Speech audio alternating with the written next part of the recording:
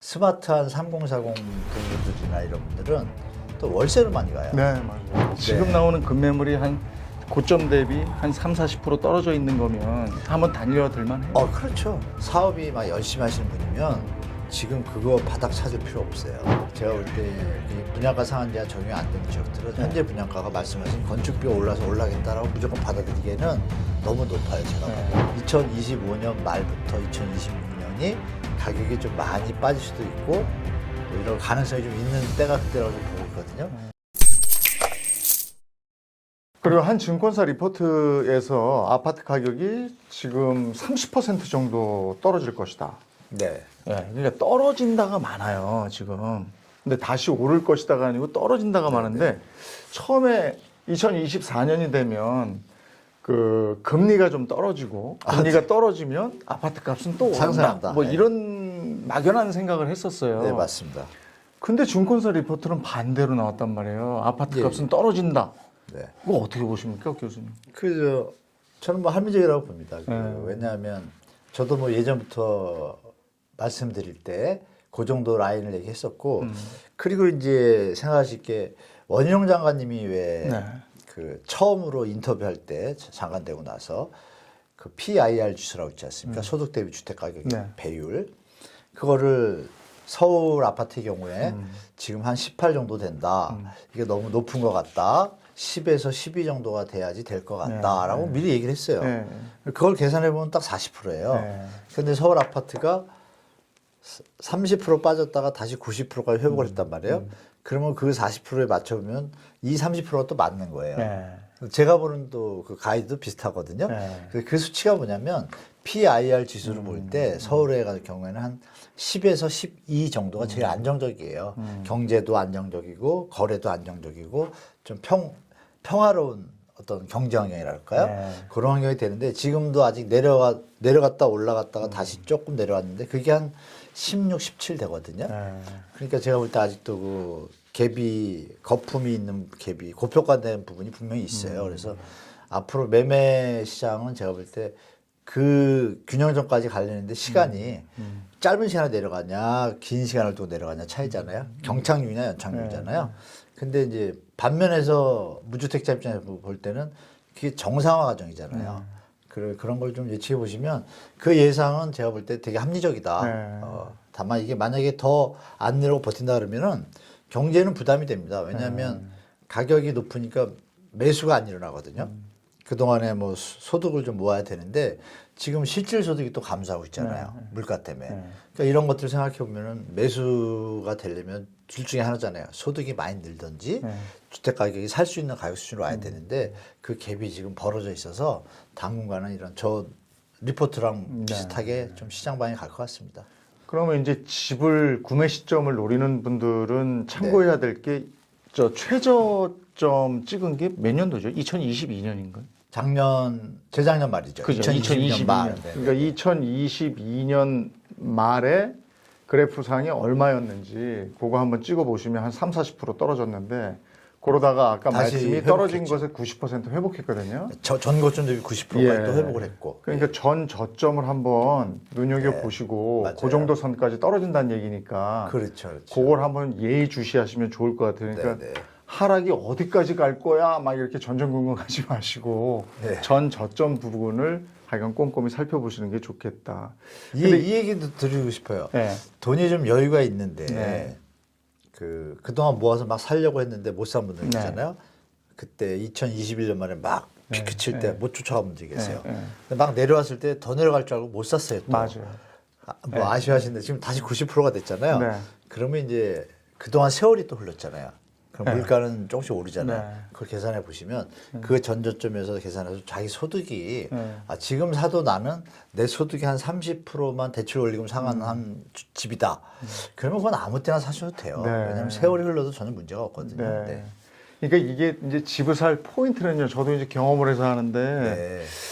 이렇게 그 유튜브에서 우리가 부동산 얘기할 때 조회수가 안 나올 그때 사셔야 돼요. 맞아요. 관심이 없는 거예요. 그러니까 부동산에 관심이 없을 때 그게 좀 지속되더라고요. 그러면 맞습니다. 그때는 이제 이제는 아파트 부동산으로 돈 버는 시대가 끝났대 이런 소리가 또 나오기 나올 때, 시작하고 정확하십니다. 그때 사면 되더라고요. 정확하십니다. 그때. 그러니까 맞아요. 아직은 아니야. 아직은 조회수가 나와요. 부동산 얘기라면. 그러니까 맞아요. 관심이 있으신 거거든요. 그렇죠. 이럴 땐 좀 보시는 거고. 관망하시는 게 좋죠. 예. 근데 이렇게 되면 집값은 어쨌든 관망을 하는 거면 떨어지는 거고 관망을 해서 내 집을 안 사는 거면 전세값은 오르게 되는 거잖아요. 네, 오르죠. 그쵸. 전세 수요, 매매 수요가 대기로 관망으로 네. 바뀌고 전세 수요로 머물게 되잖아요. 네. 근데 요즘은 또 스마트해지셔가지고 네. 이게 하도 변동성이 심하잖아요. 네. 1년 사이에 막 올랐다 내렸다 이러니까 스마트한 3040 부부들이나 이런 분들은 또 월세로 많이 가요. 네, 맞아요. 왜냐하면 전세는 만기를 채워야지 돈이 빠지니까 이동성이 좀 제한적이잖아요. 근데 네. 월세는 뭐 바로 갈 수 있잖아요. 그러니까 네. 금매 물건이 나왔을 때 살 수 있는 어떤 그 여건이 좋은 분들은 월세에 계시는 분이다 보니까 요즘은 월세로 전환하는 비율이 많아졌어요. 실제로 지금 역사상 월세 비중이 제일 높았던 적이 현재 요즘 시점이에요. 작년, 재작년 사이 요새. 목돈 쥐고 있다가 네, 목돈을 주고 요새는 또 예금 비율도 높잖아요. 네. 저 이자율이. 네. 그러니까 그런 거 막 활용하시면서 월세를 쓰면서 네. 계속 그분들이 제일 좀 뭐라 그럴까요? 준비가 잘 된 분들이지 맞아요. 않을까요? 공부를 좀 하신 거죠. 네. 그분들처럼 하는 것도 한번 생각해 보실 필요가 네. 있는 것 같아요. 근데 또 지금은 이렇지만 네. 이제 집을 짓는 숫자와 입주 물량 이런 거 따지고 보면 네. 집값은 오르긴 오를 것이다. 그게 언제가 될지 다시. 모르지만 그건 네. 어떻게 생각하십니까? 저는 네. 아까 지금 말씀 나눈 30% 정도까지 그 가격이 좀 조정되고 네. 난 시점이 지나야 다시 오를 것 같아요. 네. 물론 중간중간에 정부 정책으로 올해도 이제 신생아 특례로 이제 시작되잖아요. 1월 말부터. 그게 이제 조금 반등 효과는 있겠지만 이것도 약간의 페이크 반등, 일시적인 반등으로 그칠 것 같고요. 네. 그러고 나서 저는 2, 3년 좀 갈 것 같아요. 네. 그러고 나면 이제 이 세월이 벌써 한 5년 정도 흘렀잖아요. 네. 꼭지점에서 네. 2, 3년 더 가면 뭐 주위에서 뭐 공급이 부족하다 이런 거 생각하실 필요 없이 네. 그러면 2, 3년 뒤에 그럼 공급이 부족해도 또 그동안 사람들이 돈을 좀 모았을 거고 이런 게 합쳐지는 시기가 나와요. 그 텀이 보통 예전에 하락기를 보면 짧아도 2, 3년이고 길면 6, 7년 갔잖아요. 그럼 평균 되면 한 4, 5년이에요. 근데 벌써 우리 2022년에 했잖아요. 근데 벌써 4년이잖아요. 벌써 1, 2년 지났잖아요. 그러면 한 2, 3년 뒤에는 다시 어느 베이스를 바닥을 다지지 않을까라는 합리적 추론이 가능하죠. 네. 이제 그런 부분을 대비하셨다가 만약에 그 지점이 오면은 그때도 뭐 기다리고 이러시는 건 너무 그건 좀 과다하게 기대하시는 거고 물가가 계속 오르잖아요. 자본주의 시스템 자체가 그런 거 반영하시면 고점에서 저점 떨어졌는데 그거보다 뭐 엘리어트 법칙이라고 아시잖아요. 이렇게 네. 이렇게 뭐 네. 곡선이 세 번 가면 두 번 내려. 요 라인 같은 걸 좀 보시면 그러면 우상향은 전제적이고 네. 그 우상향의 라인에서 높이 올라왔을 때가 아니라 우상향 저점에 맞췄을 때 사면 되니까 그 시기를 저는 한 2, 3년 더 보거든요. 그때쯤에는 이제 말씀 주신 그런 부분, 예를 들면 거래량도 살살 늘어나기 시작하고 가격도 내려갔는데 갑자기 거래량이 살살 늘기 시작해요. 전세가도 좀 많이 올라가 있고 그때는 이제 하셔야 되죠. 제가 봐도. 예. 그러니까 이제 막 겁먹지 말고 네. 그러니까 나는 집값이 이제 막 오르기 시작할 때 그거 못 잡으면 어떡하지가 아니고 맞아요. 저도 경험상에서 보면 정확하세요. 예. 요렇게 가더라고요. 요렇게 그래서 조금씩 올라가요. 네, 그러다가 이제 달려들어요. 네, 맞아요. 팍 가요. 아니, 전문가시네. 근데 요때 사면 안 돼. 근데 맞아요. 그때는 안 되고 요렇게 저안 나와도 되겠는데. 근데 너무 정확하세요. 요렇게 해가지고 요게 있어요. 요게 그 시점. 단기간에 끝나지 않아요. 맞아요. 그러니까 꽤 가요. 요때만 올라타면 돼요. 맞아요. 근데 요때 못 올라타면 이제 끝나는 거야. 그게 이제 전문용어로 달리는 말, 달리기 시작한 말의 타라 이거죠. 맞아요. 정확하십니다. 고민할 게 없는데 그거만 잘 보면 되는데 그때 돈이 없으면 안 돼요. 그때 돈이 없으면 못 사는 맞아요. 거예요. 근데 지금 나오는 급매물은 그러면 지금 나오는 급매물이 한 고점 대비 한 3, 40% 떨어져 있는 거면 한번 달려들 만해요. 그렇죠. 그건 당연히 조금 비싸다고 생각하시지 말고 주거의 가치도 한번 생각해 보셔야 돼요. 본인이 사업이 막 열심히 하시는 분이면 지금 그거 바닥 찾을 필요 없어요. 제가 볼 때. 제가 주위를 보니까 집에 너무 올인돼 가지고 한 분들은 사업은 둘째치고 부부싸움 나고 막 이래요. 맞아요. 사소한 것 때문에. 행복의 근원이 그게 아닌데 수단인데 바뀌거든요. 네. 그런 이제 사업을 우선시하는 분들은 어떤 개념을 가지냐면 조금 비싸요. 네. 비싼데 어느 정도 내려온 것 같아. 그러면 더 계산 안 하고 네. 아 일단 내가 더 벌지 이런 마인드를 가져요. 근데 그분들이 사실 안정적으로 성장이 되는 걸 제가 많이 네. 봤거든요. 주위에서. 그래서 우리 시청자분들도 너무 바닥바닥 이렇게 생각하지 마시고 자기가 감내할 수 있는 수준이다 오면 그냥 가시는 게 낫지 않을까. 네. 그러면 거주를 일단 하시고 시장이 좋아지면 남들처럼 시세 차익은 나중에 생각하시면 마음이 일단 편하잖아요. 네. 그렇게 접근하시면 큰 문제 없을 것 같습니다. 네. 이제 4월 10일이 총선이에요. 그 네. 총선이 있고 그 선거철 보면요. 각종 이제 뭐 이 인심 쓰는 선심 공약들이 네. 막 나오거든요. 네. 그럼 또 들썩이기도 하는데 총선 앞두고 아파트들이 미뤘던 분양 끝내려고 지금 하는 분위기다 이런 얘기도 들었어요. 네. 특히 강남 3구 아파트들 줄지어서 대기 중이라고 그러는데 이때 나오는 분양 물건들 관심 가져봐도 될까요? 근데 저는 관심 가지시라고 네. 말씀드립니다. 이 중에 일부분은 또 분양가 상한제 적용이 돼요. 네. 그래서 시세하고 좀 차이가 좀 나는 것들이 꽤 있습니다. 괜찮네요, 그러면. 네, 그래서 네. 강남 3구라고 너무 두려워하실 것이 아니라 어떤 입지의 가치 네. 그런 것들 따져봤을 때 분양가 상한제 지역에서 제가 볼 땐 접근할 수 있는 수준의 가격이 나올 것 같아요. 이게 또 어떤 영향을 미치냐면 한쪽에서는 이거 맞으면 로또야라고 하지만 네. 기존 주택 있잖아요. 네. 기존 시장에는 이게 하방요인이 돼요. 우리 지금 25억을 시세를 유지하고 있는데 여기가 또 17억, 18억에 분양을 해? 네. 그냥 로또라는 얘기가 나오죠. 네. 5억이 생기니까. 네. 그러면 집을 살려는 사람이 기존 주택을 사겠어요? 분양을 다 살려되겠어요? 분양으로 가잖아요? 네. 그럼 중요한 건 이제 분양에 당첨이 안 된 사람들은 어떨까요? 또 기다려야지 하는 마음이 생겨요. 네. 이 비싼 집을 사느니. 네. 그래서 제가 볼 땐 분양에는 좀 적극적으로 가시고 네. 그리고 기존 주택은 뭐 집 가진 시청자분들한테 죄송하지만 당분간은 관망하면서 올해 안에는 좀 보면서 네. 접근하는 게 제일 조금 손해나 실수가 안 일어날 것 같습니다. 제가 볼 때. 예. 강남 분양은 좀 신경 쓰시면 좋을 것 같아요. 근데 분양가도 보니까 최근 몇 년 사이에 원자재 인상되고 막 이러면서 분양가가 상당히 높은 게 있던데 분양받는 집은 주변 시세 대비 몇 % 정도 되는 게 적절하다고 보세요?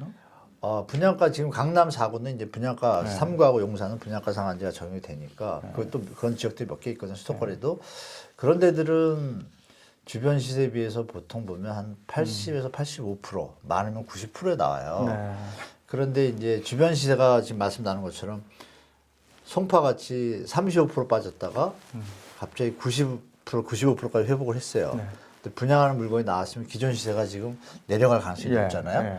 그럼 현재 시점에서 20% 차이 나는 거를 싸다고 생각할 수 있는데 얘가 25%더 내려면 얘가 더 싸잖아요. 근데 여기는 신축이잖아요. 네. 그래서 비교를 해가지고 예측을 하셔가지고 이거 지금 기존 시세 가격이 한 15%더 내려올 것 같다라는 예측이 되신다. 네. 그러면 그 15%의 기준을 딱 둔 다음에 신축이 나왔어요. 그럼 현재 가격보다는 15% 낮은 가격이면 이거는 사야 돼요, 말아야 돼요? 사야죠. 사야죠. 분양 왜? 구축이 낮은 가격이 그거니까. 네. 그 편안하게 계산하시면 돼요. 근데 이 신축이 구축이 내려온 것보다도 훨씬 높아. 네. 예측한 것보다. 네. 그러면 얘도 생각보다 비싼 거 아닌가 이렇게 생각할 수 있는데 강남 3구와 분양가 상한제가 되는 지역은 좀 아까 전자를 택하시면 되고 네. 일반 분양 있잖아요. 네. 민간 분양에서 상한제 적용 안 되는 자율이니까 네. 거기는 이 기존 시세를 무시하고 네. 분양가를 정부의 어떤 지원 대책과 어떤 분위기로 네. 최대한 건설사는 받고 싶어 하잖아요. 그걸 던졌다가 지금 약간 힘든 현상들이 생겼잖아요. 서울도 네. 높게 해가지고 뭐 4대1, 5대1 현장이 뭐 계약률이 뭐 70%밖에 안 되고 네. 3.5대1 나오니까 광명 같은 경우 예를 들면은 근접하니까 광명 작년에 한 거가 계약률이 70%로 실패를 약간 했어요. 네. 보대 많이 안 나오는데 네. 그게 이제 5대1인가 그랬어요. 네. 그런데 계약률이 30%가 미기하게 나왔다. 그런데 올해 초에 하나 했어요. 광명에 또 큰 단지가 했는데 3.5대1이 나온 거예요. 12개 타입이 있어요. 그중에 8개 타입이 미달이에요. 네. 올해 1월을 얘기해요. 그러면 가격이 비싸니까 안 산 거겠죠. 네. 이런 현장들은 제가 볼 때 분양가 상한제가 적용이 안 되는 지역들은 현재 분양가가 말씀하신 건축비가 올라서 올라겠다라고 무조건 받아들이기에는 너무 높아요. 제가 봐도. 그리고 택지비랑 계산해 보면 저거는 그리고 이제 수요자들도 봐야 되잖아요. 그럼 저 분양가를 버틸 사람이 있는가 봐야 되잖아요. 제가 보니까 조금 조심스럽습니다. 네. 그래서 높은 분양가에 대해서는 심사숙고해서 네. 뭐 심하게 얘기하면 이런 거죠. 다 같이 그걸 안 사면 어떻게 돼요? 분양에 박살나면 그럼요. 분양가 낮추겠죠. 예. 요게 이렇게 항상 이렇게 사이클이라 한 번 더 올 것 같거든요. 그런 게. 네, 그래서 2009년에 그런 게 11년, 네. 12년에서 그때 당시 주택 가격이 되게 좀 하방이 강했거든요. 네. 그러면 우리가 만약에 대잡이라고 가정하면 근데 지금까지는 그림이 똑같아요. 아주 스텝 바이로 거의 비슷해가지고 제가 놀라고 있는데 역사는 되풀이된다고 하지만 이것까지 이렇게 되풀이될 줄 몰랐는데요. 그거에 만약에 그런 현상이 벌어진다 그러면 2023년이 좋았잖아요. 2025년 말부터 2026년이 마지막 어떤 변동성이 극대화되는 시기가 아닐까. 그 얘기는 뭐냐면 24. 가격이 좀 많이 빠질 수도 있고 뭐 이런 가능성이 좀 있는 때가 그때라고 좀 보고 있거든요. 그건 이제 지켜봐야겠지만 존재한다. 그 시나리오도 이렇게 들으시면 좋을 것 같아요. 그리고 이제 요즘에는 그 아파트가 워낙에 또 그 비싼 이유가 네. 안에 단지 안이 엄청 좋아요. 너무 좋죠. 네, 네, 무슨 뭐 휴양지 커피숍에 같죠. 뭐 어디 고급 헬스클럽에 네. 그러니까 비쌀 수밖에 없겠더라고요. 근데 그렇죠. 그런 거 필요하신 분들은 뭐 돈이 되면 사시는 건데 네. 이제 그런 거 말고 내가 초기부터 가겠다. 분양 말고요. 그러니까 지금 재건축 얘기들도 뭐 네네. 30년 된 아파트 뭐 이렇게 우리가 안전진단. 안전진단 없이도 그냥 할 수 있게 해주겠다 이런 얘기도 나오고 하니까 그렇죠. 재건축 아파트를 한번 해볼까 하는 분들은 어떻게 생각하세요? 해볼까라는 건 어떤 개념인가 중요한데 이제 네. 내 집 마련의 개념인지 투자의 개념인지 또 혹자들은 두 가지 다 네. 원하실 텐데 저는 이제 그 노선을 좀 정확히 했으면 좋겠어요. 두 가지 다 잡는 어떤 때는 저금리 시대고 좋을 때가 제일 환경이 좋은데 네. 향후 몇 년간은 그런 환경은 아닐 것 같아요. 둘 중에 하나를 택하셔야 될 것 같아요. 그러니까 내 집 마련의 목적이 계시다 그러면 중장기적으로 기다릴 수 있잖아요. 네. 뭐 1년 만에 들어갈 게 아니니까 바로 팔 것도 아니고 네. 그렇다면 지금 이제 정부에서 던진 안전진단 뭐 폐지 대책이 시장에 너무 좋은 효과를 나올 것 같은데 거기도 조금 이제 또 흑막이 있습니다. 네. 그 내용을 들여다보면 좀 이따 시간 있으면 말씀드릴 수 있겠지만 일단 재건축 아파트가 하락기가 오면 하락의 속도가 되게 높아요. 잘 모르시는데요.